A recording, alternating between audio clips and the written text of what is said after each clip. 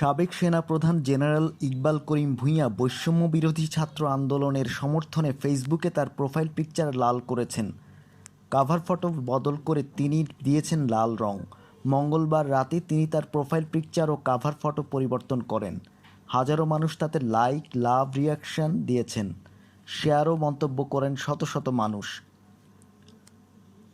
সরকার ঘোষিত কালো ব্যাজ ধারণ করে শোক পালনের বিপরীতে তার এই অবস্থান বিশেষ গুরুত্ব দিয়ে দেখছেন অনেকে। তারই ধারাবাহিকতায় বাংলাদেশের গুরুত্বপূর্ণ ব্যক্তিদের মধ্যে সাবেক সেনাপ্রধান জেনারেল ইকবাল করিম ভূঁইয়া নিজের ফেসবুক প্রোফাইল পিকচারই নয়, নিজের ফেসবুক কাভার ফটো লাল রঙে পরিবর্তন করেছেন। গতকাল মঙ্গলবার থেকে লাল রক্তে ছেয়ে গেছে ফেসবুক। কারো আইডিতে প্রবেশ করলে যেমন লাল রং দেখা যাচ্ছে, তেমনি কারো পোস্ট দেখতে গেলেও চোখে পড়ছে লাল রং।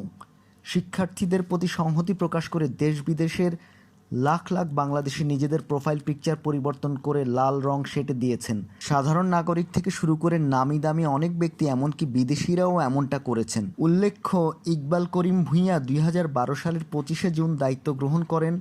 2015 সালের 25 জুন অবসরে যান। 16তম সেনাপ্রধান হিসেবে তিনি জেনারেল আব্দুল মুবিনের স্থলাভিষিক্ত হন। ইকবাল ভূঁইয়াকে বাংলাদেশের স্বাধীনতা পরবর্তী সময় থেকে সবচেয়ে সফল সেনাপ্রধানদের একজন হিসেবে মনে করা হয়।